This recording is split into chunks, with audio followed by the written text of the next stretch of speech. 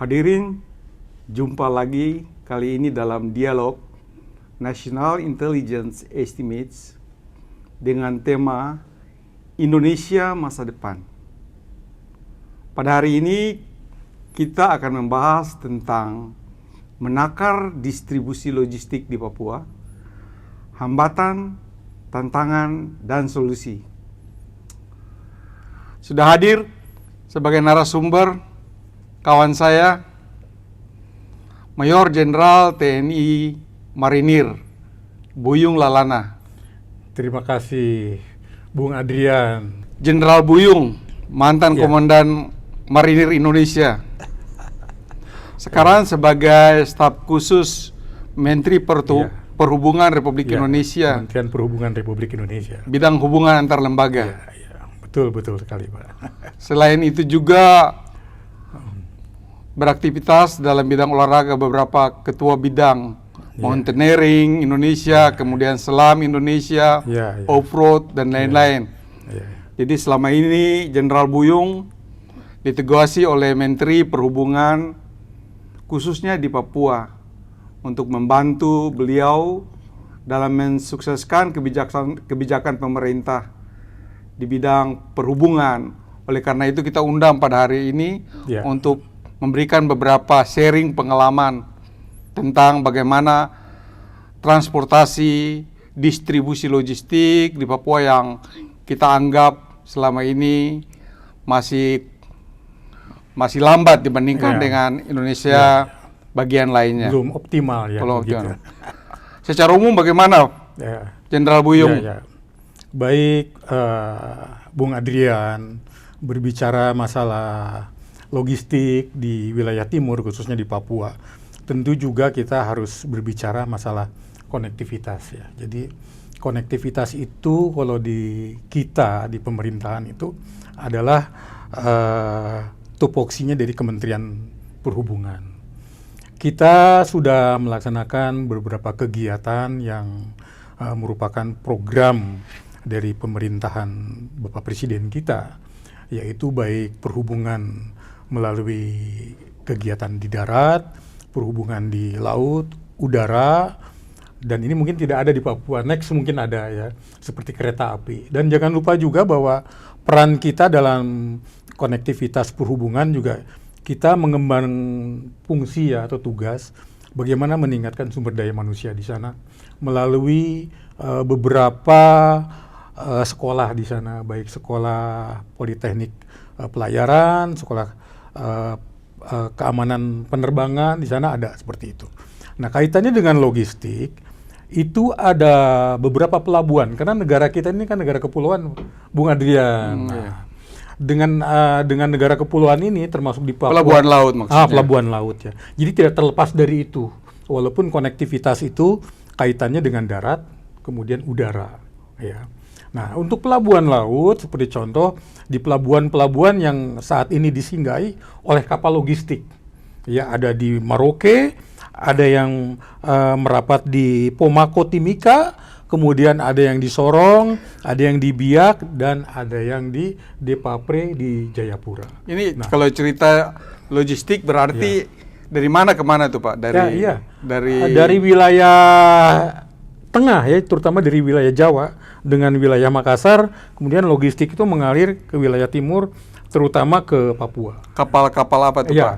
Kapalnya ada kapal perintis, ada kapal tol laut, dan ada juga peran dari kapal-kapal swasta di sana seperti kapal Temas dan kawan-kawan yang lainnya yang memang mereka beraktivitas di daerah Papua. Dan ini sangat dirasakan sekali sebagaimana amanah dari Bapak Presiden pada saat periode pertama, bagaimana tol laut itu ya terasa manfaatnya di wilayah timur, terutama di Papua ini. Dan kita berlanjut pada saat pemerintahan beliau yang kedua ini, kita berlanjut terus, bahkan meningkat. Sehingga rute-rute yang tadinya sedikit bertambah banyak, Pak. Apalagi sekarang ini ada rute yang memutar dari selatan ke utara tol lautnya itu. Maksudnya dari Maroke? Dari Maroke sampai ke Jayapura. Dengan beberapa pos-posnya di Pulau Papua juga. Karena seperti di Maroke, saat ini kan kita kelebihan beras ya. Kelebihan beras inilah yang dibawa oleh kapal. Kapal ya, apa tuh Pak? Kapal tol laut dan kapal perintis, dan itu bersubsidi Pak, sehingga para pengusaha. Saya kapal milik Milik Pelni. Pelni, oke. Pelni BUMN. Ada juga kapal swasta yang dipercayakan untuk mengangkut logistik.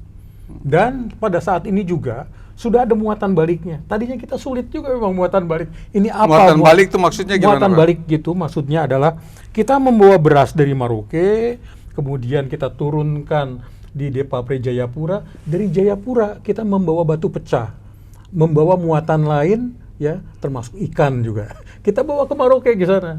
Nah, ini saling bertukar barang. Karena apa? Kita tahu bahwa di Maroke itu juga tidak ada batu di sana, yang ada lumpur. Sehingga pembangunan itu penting sekali menggunakan batu di sana, sehingga saling bertukar, Pak. Nah, ini. Ada lagi, Pak, ini sekarang yang rute yang kita gagas pada trayek T28. T itu trayek, T28 itu adalah membawa beras, Pak. Membawa beras kita ke NTT ke sana, Pak. Dari Maroke. Dari Maroke. Karena kan kita lumbung padi kita, Pak. Nah, sehingga dapat dirasakan manfaat beras ini untuk saudara-saudara kita di daerah lainnya. Nah, inilah yang namanya salah satu kegiatan logistik di Papua, Pak. Iya. Itu Bung Adrian. Bapak kan di Kementerian Perhubungan menjalankan kebijakan Presiden tol laut, Pak. Tol laut, ya. Menurut penilaian Bapak, tonase, kalau kita bicara kapal tonase, sudah cukup untuk memenuhi kebutuhan di Papua, Provinsi Papua dan Papua Barat. Ya, begini Pak Bung Adrian ya, jadi berbicara masalah distribusi logistik, memang kita tidak bisa serta-merta membuat suatu konsep atau ketentuan pemaksaan ya, karena memang pemain logistik ini juga sebelum tol laut memang sudah ada ya, seperti itu. Hanya kita memang menginginkan bagaimana memanfaatkan lumbung padi kita, Pak, logistik kita di Maroke itu bermanfaat bagi saudara-saudaranya. Jadi kebijakan tol laut ini sudah berjalan? Sudah berjalan, Pak, kebijakan ini. Bahkan dipertahankan. Dan sudah dirasakan manfaatnya oleh dirasakan manfaatnya. Penduduk. Bahkan dari Maroke juga kita ngirim ke atas gunung, Pak. Termasuk ke Timika gitu ya. Timika, kita kirim Timika kemudian melalui jalur apa? Sungai atau darat? Jalur darat ada, sungai ada. Jalur darat yang sudah kita laksanakan, darat kemudian ke lapangan terbang Moses Kilangin, Mbak. Dari Moses Kilangin kita angkat. Kemarin yang saya ikuti langsung, itu langsung saya melihat sendiri bagaimana barang itu turun di Pomako, Timika, kemudian dibawa lewat jalur darat tengah malam itu, Pak Bung Adrian ya. Nah, kemudian di bandara kita bongkar, kemudian kita siapkan untuk naik ke gunung. Kita kirim ke beberapa daerah di pegunungan, dan itu manfaatnya sangat terasa. Seperti apa tuh, Pak? Itu ada beras, kemudian ada bahan pokok penting, Pak. Bahan pokok penting itu ada di sana gula, ya kan? Kemudian ada juga bahan bangunan semen, kemudian ada berbagai macam kebutuhan pokok yang memang dibutuhkan oleh minyak juga, minyak sawit, minyak goreng seperti itu ada ke atas.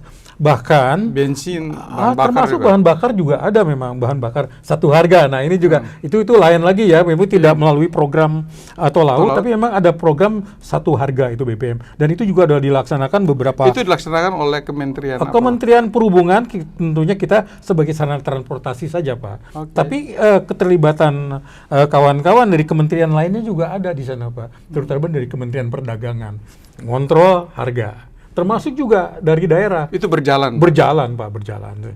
Dan itu saya rasa bagaimana kawan. Berapa 1 liter sekarang, Pak, di Papua? Iya, memang kalau 1 liter yang tadinya bisa sampai dengan Rp200 per liter, ya.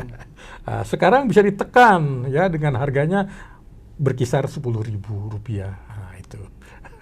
Nah, ini seperti semen. 200.000 ya, jadi jadi 12.000. 10.000 sekarang. Rp10.000 ya. Oke, nggak beda jauh dengan di Jawa ya? Iya, nggak beda jauh.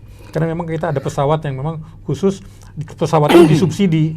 Subsidinya dari Kementerian Perhubungan, Pak. Gitu. Menurut penilaian atau rencana pemerintah untuk membangun pelabuhan laut, berapa, Pak, yang rencana pelabuhan laut? Sebelumnya mungkin juga, Pak, sebelum saya jawab pelabuhan laut, Pak, ada tadi itu, Pak, selain bahan bakar ada semen juga, Pak, yang tadinya harganya tuh di gunung itu sekitar 2 jutaan, Pak, 1 sak. 2 juta. Nah, sekarang bisa berkisar antara 200 sampai dengan 300 ribu per satu sak. Di atas gunung itu, Pak. Nah, kaitannya sekarang dengan pelabuhan, Pak. Pelabuhan-pelabuhan saat ini memang sudah ada pelabuhan-pelabuhan besar yang disinggahi kapal. Tapi dari Kementerian Perhubungan saat ini kita sudah membangun 9 pelabuhan laut, Pak, di sana. Sehingga yang bisa menampung kapal-kapal besar 300 gross ton itu kita bisa, Pak. Bahkan kemarin saya sendiri ikuti pelayaran dari Biak ya. Dari Biak menuju ke Depapre di sana. Selama 2 hari saya di laut, Pak. Membawa logistik dan saya mendarat disambut oleh Bupati Pak Matius Awitio di sana dengan kawan-kawan, dengan masyarakat. Bagaimana antusiasnya masyarakat kita membawa logistik. Oke, Pak. Ada berbagai isu, Pak, di sana. Iya, Bung Adrian. Mafia, kartel, logistik di Papua. Bagaimana, Pak? Inilah. Nah, saya ingin menegaskan di sini, ya tentunya juga ini peran dari kawan-kawan, kementerian, lembaga, dan daerah. Karena yang kontrol harga itu harus ada di sana.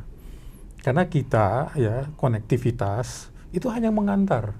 Kita siapkan kapalnya melalui kapal BUMN, kapal Pelni ya. Tapi kan Kementerian Perhubungan kan tidak harus mengantar saja, harus meyakinkan bahwa logistik itu nyampe di sasaran dong. Ya benar. Kita tahu itu juga, terutama di pelabuhan ya, ada yang namanya itu tenaga kerja bongkar muat ya, dalam lingkup asosiasi pengusaha bongkar muat.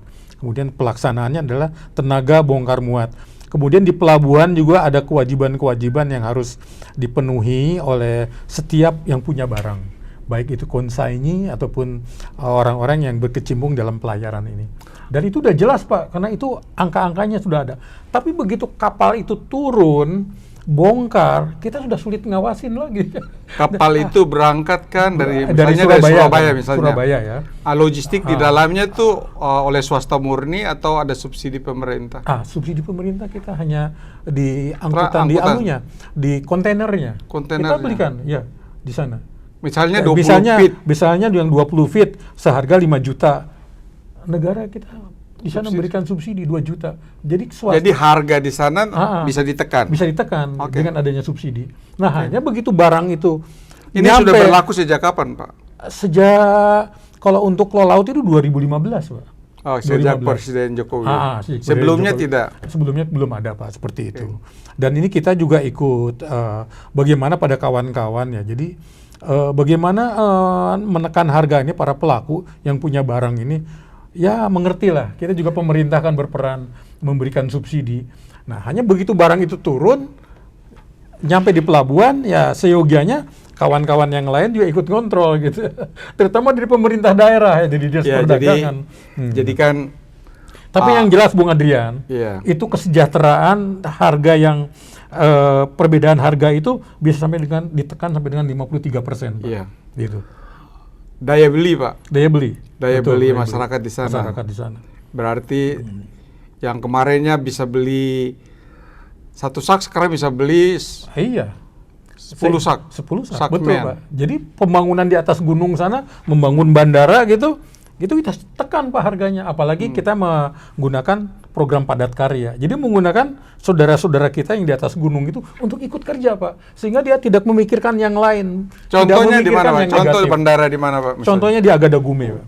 Bandara Agadagume itu salah satu distrik dari Puncak, ya, Kabupaten Puncak di sana. Ibu kotanya Ilaga itu. Nah, saya sudah ke sana. Pak Menteri juga sudah pernah ke sana. Pas kebetulan juga waktu itu juga kita sempat meresmikan beroperasinya jenis pesawat kargo, ya, bisa muat 6 ton pesawat itu. Ya. Nah, sekarang kita itu sedang menyempurnakan lagi bandara yang dekat di situ, karena medannya kan sangat sulit di sana. Yeah. Topografinya ya, itu sangat menyulitkan sekali untuk kita memberikan dukungan lewat darat. Sehingga jalan satu-satunya yang paling cepat ya adalah lewat udara. Nah, di sana bandara Agadagume itu sekarang sudah siap operasional, siap diresmikan, bahkan 1 minggu bisa 2 kali ke sana. Iya. Jadi memang masalah di Papua itu adalah infrastruktur, jalan, Pak. jalan, kemudian bandara udara, dan pelabuhan bandara laut. laut. Ya, itu. Ya. Nah, sekarang untuk ruas-ruas jalan yang dibangun pemerintah selama Presiden Jokowi. Iya. Untuk ruas jalan itu memang ini dari tupoksinya dari Kementerian PUPR ya. Oh, PUPR. PUPR ya. Tapi yang jelas itu program pembangunan jalan itu terus berlanjut, Pak. Untuk siapa? Untuk kita semuanya, Pak. Untuk orang asli Papua, untuk kita semuanya. Karena itu salah satu menurut pengalaman Jenderal Buyung. Iya. Sering ke sana lihat sendiri apa yang terjadi dengan masyarakat kecil di sana. Iya. Ya kan bisa merasakan. Iya. Bagaimana ada perubahan? Ada perubahan, Bung Adrian. Saya sendiri selaku pembina olahraga di sana pernah masuk ke beberapa daerah, dan tadi yang saya sampaikan itu mengenai jadi ketua bidang olahraga WUSU Papua. WUSU, saya pernah ke Kabupaten Puncak Jaya ya, ke ibu kotanya di sana. Kemudian saya juga sudah ke Agadagume, udah ke Ilaga.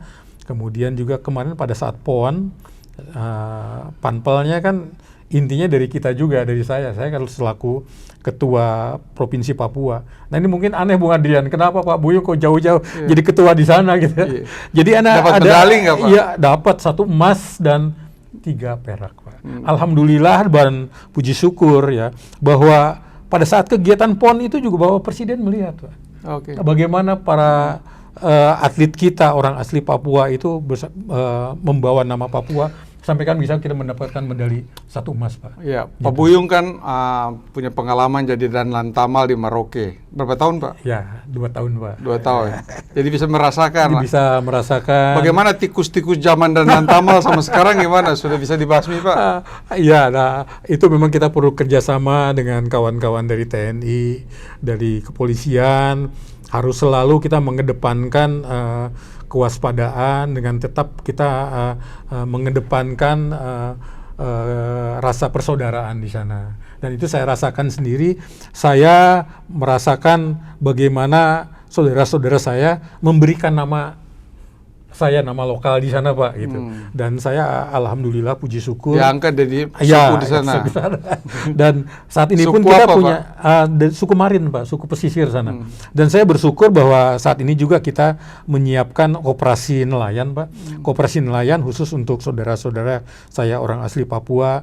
Kita belajar jadi nelayan di sana, bagaimana manajemennya, bagaimana di daerah Kimam itu, daerah asal Bupati Merauke ini, Pak Romanus Braka, itu sahabat kita juga di sana, bagaimana manajemen perikanan ini bisa dirasakan manfaatnya oleh saudara-saudara kita di Merauke. Dan ini adalah logistik Pak, logistik itu. Nah kalau Amerika bilang gitu kan, selama ada pertempuran ya selama itu adalah perang logistik juga gitu. Betul. Tapi mungkin bagi kawan-kawan kita, logistik adalah suatu kesejahteraan. Nah, sesuatu yang harus kita jaga dan harus kita dukung terus-menerus, Pak. Iya, Pak. Jadi tadi kita hambatan, tantangan. Ya. Hambatannya yang paling menonjol di sana apa, Pak? Ya, betul. Hambatannya adalah pertama dari segi sumber daya manusia, Pak. Sumber daya manusia kompetensinya masih sangat kurang. Kita menginginkan bahwa dengan adanya sekolah di sana, sekolah politeknik, sekolah penerbangan, itu akan mengangkat sumber daya manusia untuk mengoperasikan bandara, pelabuhan-pelabuhan. Ya, betul itu. Jadi kita menginginkan mereka juga nanti yang akan mengoperasikan seperti di pelabuhan-pelabuhan yang ada di Papua ataupun Papua Barat Pak, seperti itu. Dan ini sudah kita rintis. Sekarang seperti contohnya di Merauke, kepala ya otoritas Sah Bandar Merauke itu orang asli Papua sekarang ini Pak. Itu ya, dia asalnya dari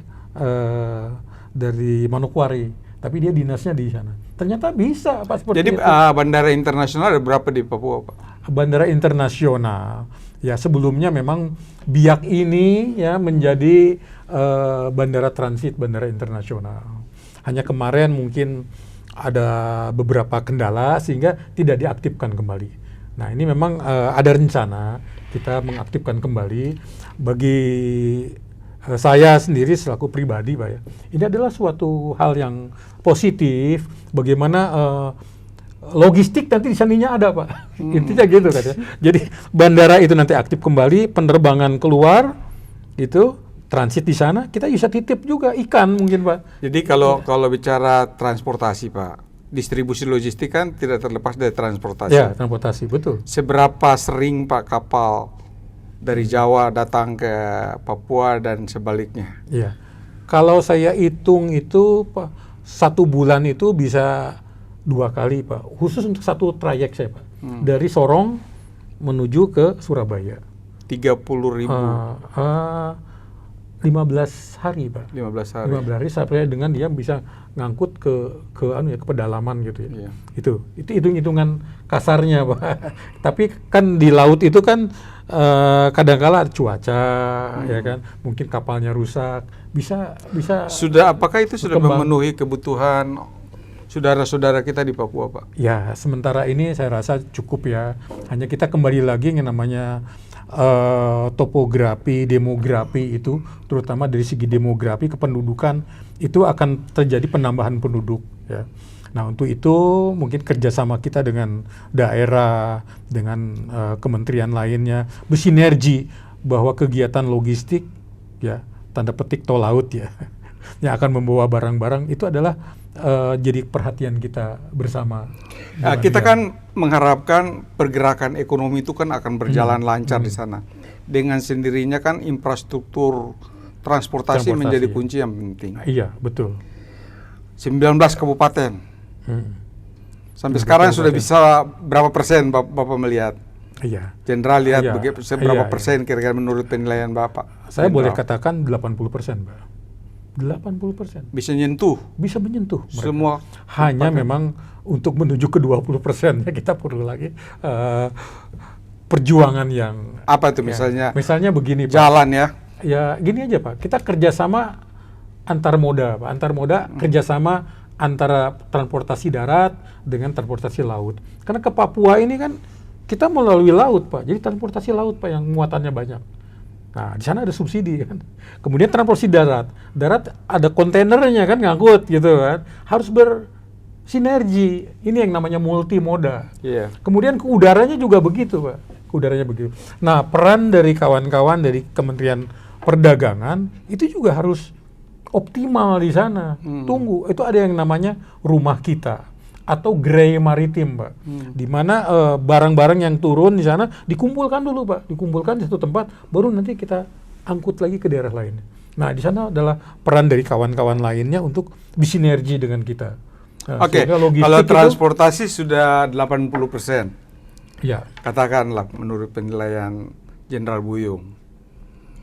Kita harus bicara juga masalah pelaku ekonomi. 80% itu kaitkan dengan demografi ya, dengan jumlah penduduk ya. Betul. Nah, iya. Berarti dengan infrastruktur yang dikatakanlah tidak seperti di Jawa, artinya dapat dilalui oleh transportasi darat. Tapi pelaku ekonomi, jangan orang-orang Makassar, orang Toraja saja yang kaya di sana. Gimana Pak Jenderal Buyung melihat di sana di Papua bagaimana? Ya, ini yang saya katakan tadi bahwa memang sumber daya manusia itu penting sekali dan kita menginginkan. Siapa yang bertanggung jawab untuk membina sumber daya manusia? Sumber daya manusia kita semuanya, kementerian kita lembaga. Itu siapa? Kalau saya sebagai staf khusus di Kementerian Perhubungan, ya saya melihat tanggung jawab Kementerian Perhubungan ada bagaimana mendidik anak-anak kita, saudara-saudara kita di Papua menjadi pilot yang baik, punya integritas wawasan kebangsaan. Kemudian menjadi kapten kapal yang berintegrasi, yang mempunyai wawasan kebangsaan, NKRI, itu kan. Dan di tempat-tempat lainnya mungkin nanti dia jadi kepala dinas perhubungan, baik itu di kabupaten, di kota, atau di provinsi. Jadi dia harus melihat Indonesia. Gitu. Terus juga saya sih berharap juga, ini pendapat pribadi gitu ya, bagi staf khusus. Boleh-boleh saja kan, ada anak kita, ada didik kita sebarkan aja. Jangan dulu kita tempatkan di rumah kita, di Papua. Kita sebarkan mungkin di Aceh, ya kan, di Jawa Barat. Ya, itu salah satu solusi, di Kalimantan. Pak. Oke, kita bicara masalah solusi, infrastruktur. Ya. Transportasi. Ya, infrastruktur. Berarti kan masih kurang tuh Pak di sana, masih kurang sekali. Kurang sekali memang. Oke, untuk pelabuhan laut sudah 9 itu, sudah cukup itu sudah memadai. Dibangun dan siap diresmikan, Pak. Dan sudah memadai. Iya, siap diresmikan. Sudah ada pelabuhan, kan butuh kapal. Ada pelabuhannya. Butuh kapal, butuh sarana navigasi, pemanduan siang malam biar bisa merapat di sana. Bagaimana tuh Kementerian Perhubungan sudah sampai di mana tuh menyiapkan itu ke depan? Iya. 2024? 2030 ada memang beberapa pelabuhan yang akan diselesaikan juga. Itu kita berharap ya tepat waktu lah ya gitu. Apalagi pada tahun 2023 itu ada kegiatan Sail Cendrawasih di Biak. Artinya ada pameran kapal, pameran kemaritiman di sana, Pak. Nah, sehingga pelabuhan-pelabuhan ini akan mendukung kegiatan Sail Cendrawasih.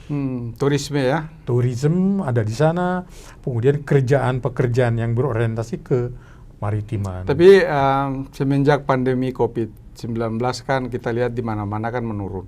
Ya. Tapi mudah-mudahan ke depan ya sudah bisa selesai kita mengalami situasi ini. Mudah-mudahan. Insya Allah. Bagaimana optimisme Bapak melihat distribusi logistik di Papua saya dan solusinya? Saya optimis, Bung Adrian. Mengapa saya katakan optimis? Saya cukup dekat dengan beberapa bupati di sana, termasuk pengusaha ya. Itu mereka membuka semacam gudang penumpukan di atas gunung, Pak. Seperti sahabat saya ya, Pak Thomas Sandego ya. Nah, itu di mana tuh, Pak? Itu di Intan Jaya, Pak. Intan Jaya. Intan Jaya. Dan dia sebagai pengusaha mampu ternyata membawa logistik dari Surabaya, Pak, pakai tol laut. Oke. Nah, bawa tol laut kemudian dia daratkan di Timika, Pak. Dia berjuang, Pak. Bagaimana barang itu dia bawa ke bandara sampai dia bawa ke Intan Jaya. Thomas Sandego. Sama dengan Bupati Puncak, Willem Mandik, sahabat kita juga itu, Bung Adrian.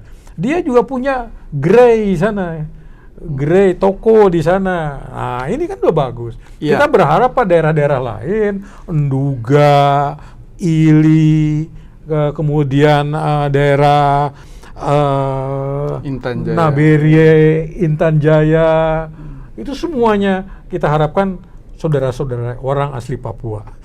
Dia jadi pengusaha di sana. Otonomi khusus. Otonomi khusus. Gimana nih? Bisa nggak? Bisa, Pak, gitu. Dengan otonomi khusus ini kan dapat duit banyak nih. Iya. Ya, Kementerian Perhubungan bikin apa nih dengan duitnya banyak? Kan? Ke otonomi khusus memang kita mengkhususkan tentang Provinsi Papua ya. Tapi yang jelas, Pak, sebagaimana visi dan misinya Presiden kita dan Wakil Presiden kita Pak Jokowi dan Bapak Ma'ruf Amin ya, bahwa salah satunya adalah infrastruktur. Ya, itu di situ ada visi dan misinya. Dan meningkatkan. Itu pakai duit pusat SDM, apa duit daerah? Ada APBN, Pak, kita. Ada APBN dan daerah pun juga ada, Pak. Daerah pun ada. Proyek-proyeknya itu di Jakarta apa di Papua? Di Papua. Hanya memang kalau anggaran pusat itu kan tentunya pusat yang melaksanakan kegiatan itu, walaupun pelaksanaan objeknya ada di daerah, dan kita berharap pembangunan ini juga dapat dirasakan manfaatnya. Sebagai mantan Komandan Marinir Indonesia, melihat di sana kan ada gerombolan di sana, kelompok separatis teroris Papua. Seberapa jauh sih mereka mempengaruhi proses pembangunan di sana, khususnya transportasi? Iya. Oke, mungkin kita berbicara bingkai NKRI, Pak ya. Bingkai NKRI, saya sebagai dengan latar belakang seorang prajurit, saya lebih senang bahwa dengan saudara-saudara saya ini adalah pendekatan human ya, kemanusiaan. Ya, bagaimana meningkatkan kesejahteraan mereka, bagaimana menyadarkan wawasan kebangsaan mereka bahwa saudaranya ada di Aceh, saudaranya ada orang Sunda gitu. Enggak, itu pekerja jalan juga masih diganggu-ganggu, malahan menimbulkan korban. Iya. Gimana menurut penilaian Jenderal Buyung ke depan? Itu kalau dari segi kriminal, ya memang kriminal, Pak. Kita harus menganggap bahwa itu adalah perbuatan-perbuatan yang harus dituntut secara hukum, Pak. Penilaian taktik militer. Nah, gimana? Iya. Apa yang harus dilakukan? Iya. Ya, Bung Adrian, berbicara masalah taktik, mungkin kita perlu bicara lagi bahwa mereka kelompok separatis ini adalah kelompok yang berseberangan dengan kita ya, gitu. Kalau menurut saya ya mau tidak mau ya kita harus jangan kalah dengan mereka. Gitu. Kita harus bisa menghilangkan itu, Pak, menghilangkan. Apakah perlu operasi militer? Ya. Pada skala tertentu saya anggap bisa saja pada skala tertentu ya. Tapi lebih dalam dekat, sekarang tidak perlu. Tidak perlu, Pak. Kita lebih mengedepankan sekarang ini adalah hukum, Pak. Hukum, bagaimana kita memberikan hukum, kesadaran ke mereka. Memberikan kesadaran pada mereka, dan kita harus tuntut mereka, Pak. Mereka kriminal gitu. Begitu mereka membunuh saudara-saudara kita yang lainnya, ya kita tuntut, kita cari mereka sampai dapat, Pak, gitu. Bahkan mereka apakah juga pekerja-pekerja pembangunan jalan itu, transportasi itu, mereka dikawal nggak sama iya, tentara ini atau kan, polisi? Nah, ini kan masalah bisa bekerja sama nggak? Bisa bekerja sama. Seyogianya bahwa kerjaan di sana harus dikawal, Pak. Harus diawasi oleh rekan-rekan kita, baik dari TNI ataupun kepolisian. Karena situasi lapangan bisa berubah, Pak. Dibilang aman, ternyata besoknya Koramil diserang, Pak. Oke. Gitu. Kembali Kemudian lagi kepada diganggu, infrastruktur. Gitu. Ya. Progres pembangunan khususnya transportasi darat, ruas-ruas jalan yang dibangun. Ya. Bagaimana penilaian Jenderal Buyung? Kira-kira sampai kapan bisa tuntas itu? 2045 bisa nggak? Indonesia emas, Indonesia yang bersatu, berdaulat, adil dan makmur. Iya, iya. Semua masyarakat sudah tersentuh oleh pembangunan di segala bidang. Harus yang sama, walaupun mereka jauh dari ibu kota, tetapi mereka juga harus dekat di hati presiden dan pemerintah pusat. Betul nggak? Betul. Gimana? Jadi Bung Adrian, 2045 ya, 100 tahun kita ya, Pak ya. Itu harus, Pak, terjadi, harus terwujud. Apakah dengan jalan strategi infrastruktur itu? Strategi yang dijalankan sekarang dengan program-program, iya. Apakah itu bisa tercapai? Bisa tercapai, Pak. Dengan syarat? Dengan syarat adalah membangun SDM yang kuat. SDM Papua? Semuanya, Pak. Khususnya memang Papua gitu ya. SDM kita bangun, baik itu orang asli Papua ataupun non orang asli Papua, kita sama-sama, kita basudara. Torang basudara gitu kan. SDM-nya kita tingkatkan, kemudian koordinasi, Pak. Nah, ini yang gampang diucapkan kadang-kadang sulit. Iya. Nah, masalah koordinasi. kebiasaan. Tadi itu, Pak. Iya, betul. Tadi yang kata Bung Adrian bilang, apa perlu dikawal nggak? Perlu, Pak, gitu. Karena kan orang tenaga kesehatan ya kan sampai dicederai, bahkan sampai dengan tewas, Pak. Gitu. Guru juga demikian. Dan baru-baru ini tentara kita diserang. Iya, gitu. Jadi memang kita perlu, kita waspada, Pak. Karena setiap saat gangguan itu selalu ada oleh saudara-saudara kita yang tidak sadar, gitu. Kita harus menyadarkan mereka. Nah, sekarang ini konsep mengedepankan hukum itu sangat benar dan saya sangat setuju. Itu yang harus kita kedepankan. Pendekatan, kebiasaan orang Papua, orang Jawa kan berbeda, Pak. Budaya kan berbeda. Gini, Pak, kalau saya melihat pengalaman saya sebagai komandan Lantamal di sana, kemudian dan saya aktif wirawiri di sana, manusia itu sama, Pak, semua. Butuh perhatian, butuh kasih sayang. Ujung-ujungnya apa kaitannya dengan logistik, Pak? Semuanya itu logistik. Memanusiakan orang melalui logistik, Pak, melalui pelayanan di sana. Sudah menyentuh belum? Saya jawab belum, Pak, gitu. Walaupun infrastrukturnya katakanlah kita bisa di 2045 kita bisa, tapi kalau SDM-nya belum kita sentuh, Pak. Nah, inilah kita perlunya peningkatkan SDM, kemudian juga menyentuh sampai akar permasalahan. Akar masalahnya apa? Melalui apa misalnya? Ya, itu logistik tadi, Pak. Logistik itu kan bisa kita urai, Pak. Contohnya peran mereka yang tadi saya sampaikan, saya punya sahabat namanya Thomas Sandigo. Saya punya sahabat namanya William Mandik di sana. Saya punya sahabat namanya Yunus Wonda. Itu sahabat-sahabat saya, Pak. Berilah mereka suatu ini pelaku-pelaku ekonomi di kabupaten yang di atas gunung, Pak, mereka, iya, Pak. Iya, gitu. Nah, kontrolnya bagaimana? Ya kan sering jumpa dengan saya gitu. Saya kan juga ngawasin di tol laut. Bukan tol laut aja, daratnya iya, kemudian penerbangan perintis dari satu bandara naik ke gunung, saya ikut juga di situ dan saya ketemu dengan mereka, pernah, Pak. ketemu dengan mereka tatap muka, gitu. Karena niat saya baik, ya saya nilai baik untuk mereka lancar-lancar saja. Artinya baik itu saudara kita di Papua, di Jawa sama aja semuanya tuh Pak. Rasa kemanusiaan itu yang harus kita kedepankan, menyentuh ke mereka Pak. Gitu, sumber daya manusia. Penting Jadi sekali, Pak. banyak hambatan, banyak tantangan, tapi ada solusi. Ada solusi Pak. Terima kasih Jenderal Buyung untuk Makasih Bung dialog Adrian. dengan kita, dan kita bisa simpulkan bahwa memang distribusi logistik di Papua membutuhkan kerja keras kita semua, membutuhkan campur tangan semua lembaga, kementerian, semua instansi, semua masyarakat, sehingga kita harapkan ke depan rakyat Papua akan maju, sejahtera, adil, dan makmur. Amin. Sekian dan terima kasih. Terima kasih.